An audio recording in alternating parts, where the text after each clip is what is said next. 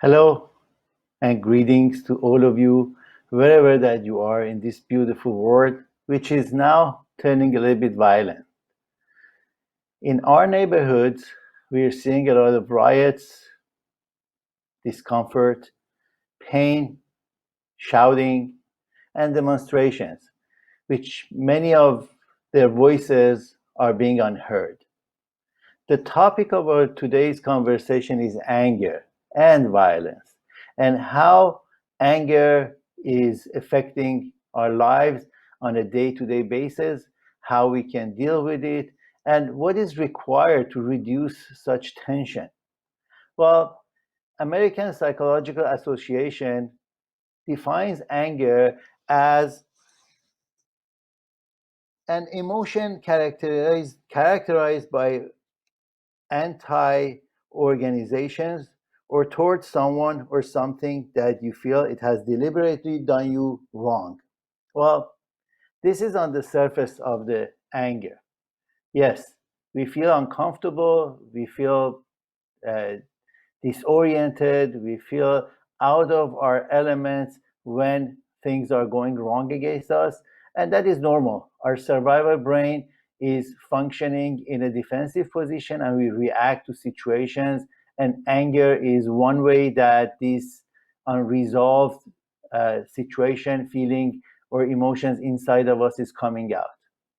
But these emotions could be dealt with in different ways. Our reactive mind, or our midbrain, our limbic system, is an animalistic part of our being, and unfortunately, it gets triggered pretty fast when we are not able to see through our emotions and dissect them into feelings. Feelings are really important because, as human beings, our main difference with most of the other animals is that we have more access to our feelings than any other species. These feelings can be expressed. However, we have not learned how to express them. We don't even have words for them. So how do we deal with them? In today's society, when there are injustices are happening, and as we can see, there is bloodshed and there is uh, really disregard for human life. Obviously, our feelings are getting evolved, and we try to protect ourselves in any way that we can. And one of the ways that we have figured out is resorting to violence against the violence or the injustice that has happened to us. This injustice has been going on for a long time. I mean, through humanity, we have always been under different rules, and some of these rulers have been difficult to really exist under their authorities because they are selfish or they're self-indulgent and they use other people's energy to sustain themselves. In today's world, in the modern world, fortunately, we have less of those kind of dictatorships, but still, we are dealing with the effects of certain ways of government or control that creates more tension. The democratic system of the new world allows us to speak up, allows us to talk about what's going on for us, and we have that freedom of speech. However, if we're not utilize it in the right way, and if we're not really discussing what's going on in a manner that can be heard, not only we're not getting any results, we're getting more of the same violence coming back to us. Well, all of this said and done, today we're sitting in a position that there is a feeling of injustice going through our society for at least the last 3 years. We have witnessed some new way of control that it hasn't been in this country for a long time, but now we are dealing with it. And instead of resorting to violence, maybe we can sit down and we can really understand how we can bring some form of understanding to the people across from us. Yes, obviously, some people do not want to hear us, but then there are ways that we can discuss it. If I want to go back to the foundation of our anger and how it's resolved, generally there are 4 ways that we can discuss or show or resolve our anger. Unfortunately, 3 of these 4 are not going to work. Number 1 is when we're becoming aggressive. Aggression is a fight. We have often talked about the fight or flight position in that animalistic brain. And when we are resorting to fight, which is just going against whatever that's opposing us, that fight or aggression creates more aggression from the other side. And not only we're not going to be successful, this aggressiveness makes us feel bad about ourselves, about the situations that we're in, and we show even more reaction to protect ourselves. So aggressive behavior is one way of showing anger, and people who are angered quickly generally are more aggressive than other people. The second way that some people show their anger is through passivity, which instead of showing their anger, they're eating up their anger. They're not allowing their feelings to come to the surface, or even the sensation or ways of expression, they're not coming to the surface. So they end up taking everything in. And guess what happens eventually? Once you take all of these pressure, stress, discomfort, devaluation, and not being able to talk about it inside of you, then just like a volcano that erupts, any earthquake can erupt your volcano. So if you're a passive person, if you're just taking it and taking it and taking it, at some point it's going to erupt and it's going to come to the surface and create a problem. Well, one of the examples is right now where we are. People who have been quiet, people who have not said anything, we have been sitting around for over a couple of months in our homes, separated from others. So imagine what has happened to our feelings. The feelings have not been expressed, the fears of the virus, the fears of our poverty, the fears of our dissociation from other people and not being in touch with them in the way that we need to be in real human touch with those who we love. These are all elements that have affected our feelings. We have a lot of suppressed feelings, stresses, and anxieties and worries that we couldn't do much about in the last few months. And then now, guess what happens? When a situation arises and a trigger comes, the whole world breaks loose, and all of this anger comes up and the frustrations come out. So passivity also doesn't solve the situation, because even if you're quiet and quiet and quiet, at some point you're going to erupt and you're going to show reaction. The third way that most people show their anger is by being passive aggressive. When we're being passive aggressive, we are ignoring what is bothering us momentarily, but we haven't really forgotten. And we take revenge in different ways. We retaliate in different ways.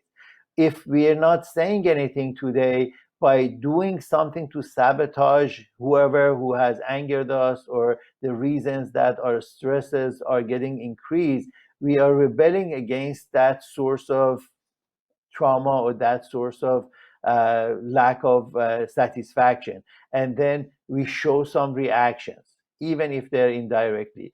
Even if we're not going on the street and adding to the violence, we may be insinuating other people to be violent and go forward. See? So this is another way that's more manipulative, more hidden, yet is showing anger in a different way. Any of this is the result of lack of ability to be a mature adult person. These are childish or animalistic behaviors that a human being, an adult human being, has the capacity to overpower and not allow to come to the surface and create this kind of havoc in our lives. And that last way that we can show it, which is the human adult way, is called assertive. When we are assertive, we may be angry, but we're not using this anger to lash out at someone or break something or just show discontentment in a violent way.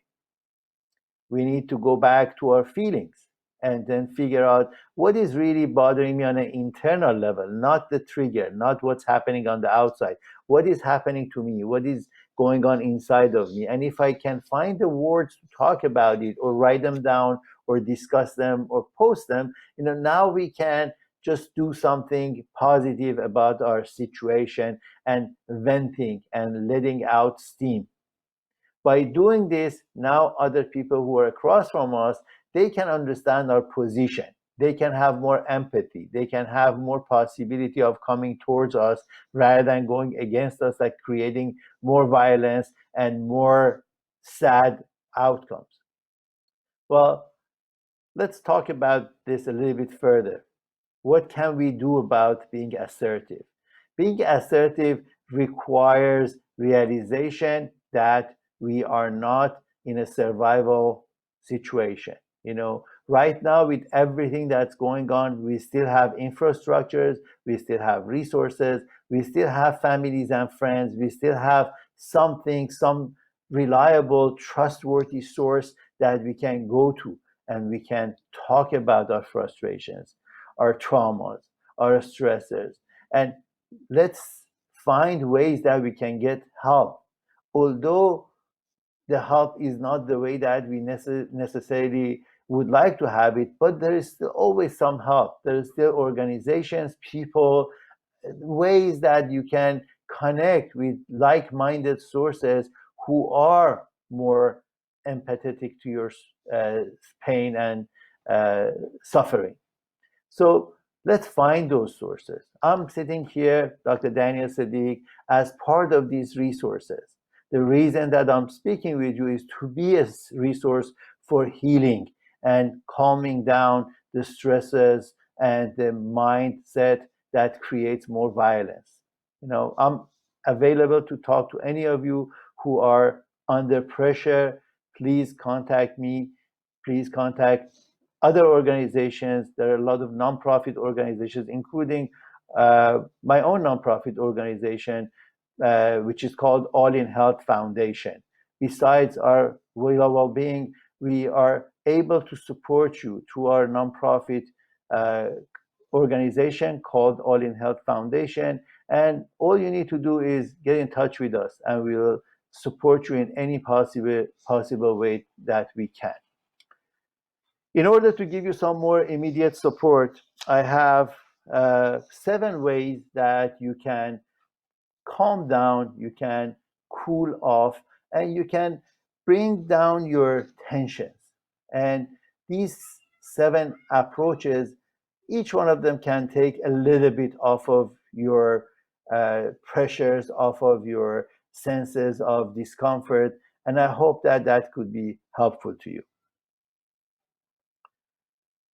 Number one, before even I start the 7 ways, let me remind you that not only we get angry because of what's happening to us today, there are underlying reasons that if any of these reasons fit you or remind you of yourself, please seek help. Please talk to people who can be of more support. Number one, we can have genetic predispositions to anger.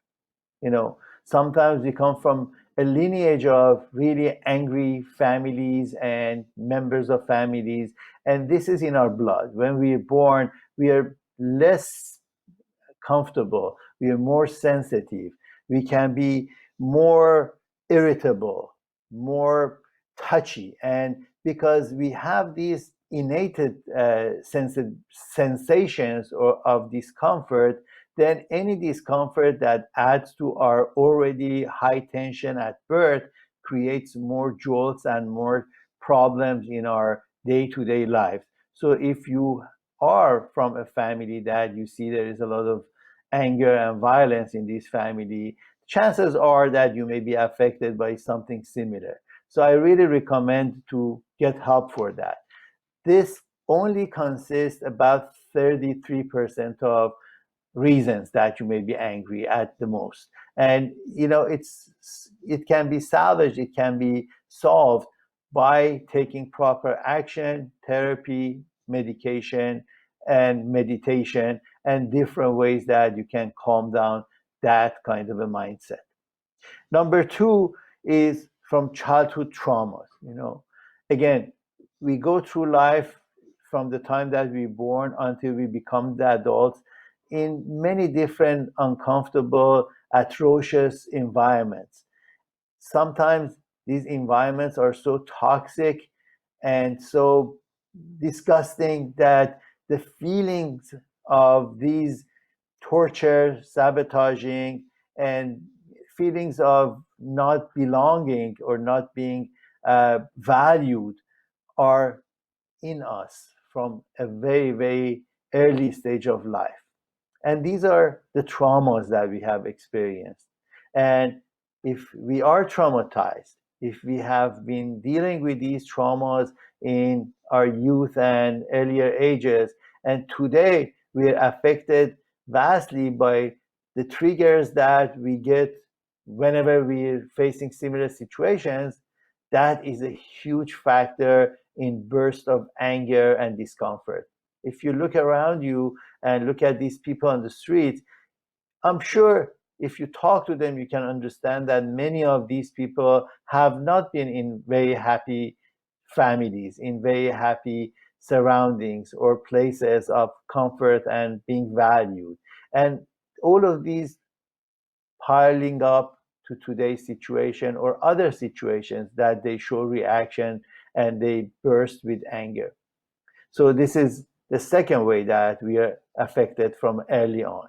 And then the third way are the conditions that we are in. So not only the traumas are affecting us, also conditions can change. And if we learn how to survive in certain conditions, if we are using our force or being bullied, or we may become bullies ourselves. We may react in the same way because we want to control those situations not happening to us anymore.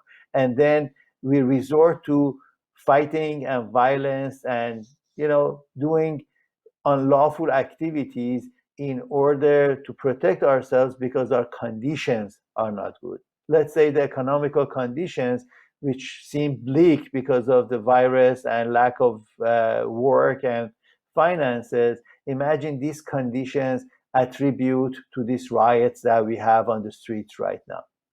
So all of these need to be dealt with. We cannot just let it go unattended, and otherwise it's going to give us more issues, more problems in a larger setting like our communities. So let's go back to the 7 ways that we were discussing, and hopefully these 7 ways, each one of them may help you in a little way by reducing the anxieties, the tensions, the discomfort that you have. Number 1 is breathing. If you have heard me before, you know that breathing is at the core of everything that I start with in my teachings, in my classes, in my approach. And the reason for that is that breathing from a position of belly breathing is how we are born, in that comfortable situation that our diaphragm is able to move up and down easier before we are stressed and we froze this part of our physical system, which is now creating more tension inside. So by belly breathing from your nose into your belly and then out from your mouth, you are giving more space to your lungs to take in more oxygen, for your brain to be receiving more oxygen, and your mindset to become a little bit calmer just because of your breathing. When I deal with people who are anxious or their minds are activated, and when I teach them this breathing, I can see immediately after a couple of weeks of practicing this kind of breathing, the amount of their anxiety and stress is automatically reduced just by the breathing. A good 25-30% of the tension and anxiety can be dissipating through correct breathing, which is belly breathing. One more time. Take a breath from your nose and don't let it sit in your chest. See if you can push your stomach out. Imagine there is a balloon in your belly, and as you're filling up this balloon from your nose, your belly is expanding. And then when you're emptying this balloon, just squeeze it tight through your stomach muscles, and then you see that your diaphragm moves up, and then let it out from your mouth. So this rhythmic movement of in and out, all the way below your diaphragm, and then pushing your diaphragm up, is going to give you some relaxation. Just do one now and see how it feels. All right. So breathing is number one. I promise you, if you try it, it's going to help. Number two, we have an inner child inside of us. All of the things that we just talked about, the traumas and the conditions that we have been in the past, those are the traumas of the inner child or the ego. So our egos are bruised. We have been in situations that we needed to protect ourselves. If we can differentiate between that part of us that is acting out childishly and abruptly without really thinking things through, well, guess what? We need to evoke and evolve our adult sense of adult sense of self. So as an adult, we need to process the information. What is going on? What am I feeling? What is the best way to deal with it? And then create a dialogue between yourself and this part of you that is acting out. So when you get angry, find out what this child inside of you wants. For example, this child inside of you says, I don't feel good. I feel bothered. I feel pushed. I don't like this. I'm not agreeable. So now your adult sense of self could be responding, I know what's going on. Let me help you. Let me just calm you down, and then we can deal with it. Can I get you a glass of water? So then this way you can treat yourself to a glass of water before reacting. Can I understand you better? What is bothering you? So then go a little bit deeper in what's happening to you. Create a dialogue between your adult or thinking or the rational or the wise part of yourself in that moment to talk to the child who's activated and is, creating all of these problems. So that adult part is generally missing when we are angry. So see if you can connect to your wisdom and understanding and think through where you are and how you're reacting and avoid the reactions of this child. Well, if these two are not working for you, number three, I'm suggesting to take step out of the situation. Don't stay in that condition. Take a break, okay? Get yourself out of that situation, at least for a few minutes. So just get yourself out, find yourself a space that you can check into a couple of minutes. Just don't be engaged in that situation in that immediate manner. Separate yourself from that situation physically if you can. Okay? So when you're activated, sometimes just separating yourself and not being involved directly for a couple of minutes resets your mind. And now imagine if in that time you can do the breathing and you can talk to the inner child, then you get a lot more results out of that short break that you take. Number four, if you're really angry and you're feeling destructive, open up your fist and open up your fingers and just allow the tensions out of your body. Again, take a deep breath and notice the tension in your body. Just shake it off. Don't let it sit inside of you. Allow it to just be felt and released from your body, because our bodies keep tension. And this tension goes into your neck muscles, to your shoulder muscles, and to the rest of your body, especially to your arms, and then the clenched fist that wants to be destructive and wants to create damage. So if you can do this and you can just realize that tension in your body, take a deep breath again and just let go of everything. Let go of your physical tensions as much as you can by shaking it off, by opening and closing your fingers. Number five, use some images of relaxation and happy moments. We all have had happy moments, and keeping those moments in mind always helps us to bring us back to some sense of calmness and comfort. So when you're activated, think of a moment, a position that you've been happy, a place in nature, a hug that you got from somebody you love, a situation that you received what you were hoping for, your triumphant moment. So bring some picture, some memory of a good feeling, a good position in your mind. And I promise you that can help you to a certain degree and calm you down.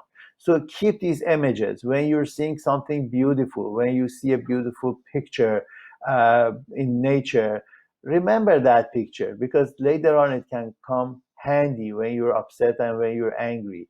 Let's cherish those good moments that we've had and not let them go to waste when we're angry. We can always go back to some sense of calm and happiness by remembering that we can be calm and happy again.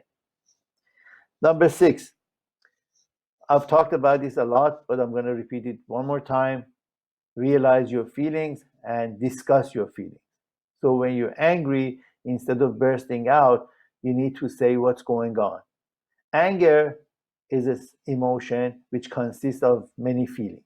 These feelings could be anywhere between I feel irritated, I feel unappreciated, I feel forced, I feel disconnected, I feel disrespected, I feel disregarded, I feel ignored. So many different feelings can accumulate and create anger. So you better find out what is going on at this moment, at this time, that's creating this anger. And then you can talk about this. You can say, look, I feel ignored when nobody is paying attention to what I want, and I feel disregarded when what I say and what I request is bypassed and nobody is paying attention to it. I really would like some results and resolve. This is the adult way of communicating your anger. And number 7, this you may like, because we want to, at that moment, if possible, we want to find something funny about the situation. Because if we're in the middle of that anger and we're just bursting with all this fire that is under our bellies, the chances are that we cannot calm down that easily. But I'm sure if you can imagine that the person who is making you feel angry and your feelings of anger are evoked through their actions, just imagine that, for example, their head is like the head of a clown and they just, clowning around. And this is not really them evoking anger in you. Or it's a pet or an animal that, is just showing reaction to the situation, and just see them in a different light. Change that vision that you're seeing them in that moment in a funny way, in a way that, you can really laugh about what they're doing or what's happening in this situation. If you can do that, also that can help you a little bit to just get away from that situation and then get back to your senses and your wiser mind, to not to react and not to become part of the problem. So all of these are some of the ways that you can deal with anger. And as I said, I'm here to be of support in any capacity. Real well-being and the way that we approach health, happiness, and success has one foundation, and that is called balance. If our lives are not in balance, the results of imbalance becomes chaos, becomes disorderly conduct, becomes everything that you see around you. So if you could focus on balance, and find out how this balance can be achieved. There is a test on willowwellbeing.com.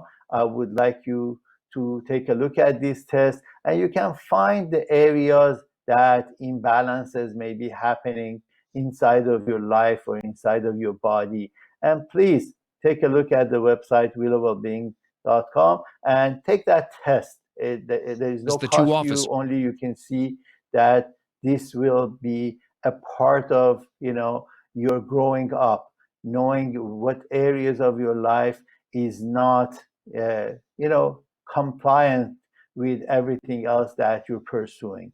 And by finding that balancing way, you can have a better life. There are 8 spokes to this wheel. the physical, mental, emotional, relational, recreational, environmental, spiritual, and financial. We are getting affected in all of these areas on a day-to-day basis. So we need to pay attention to each one of them and bring them to some form of comfort and balance. My book, Balancing the Wheel, also has a lot of material that you can utilize. You can use all of the techniques that are in this book to calm yourself and to find out how you can have a better life and an easier life. And all of these are available to you. If you would like to be a member of our community, which is called Wheel Select, Wheel Select has the book, has all of the information we have, and you have continuous way of connecting with us and a community of well-intended people who are working on themselves and they would like to balance their lives. My wife, Coach Bonnie, and myself, Dr. D, we are here to be of support to anyone who seeks support. All in Health Foundation is a nonprofit organization also that we can give you help. Be in touch, and until I talk to you again, have a blessed time.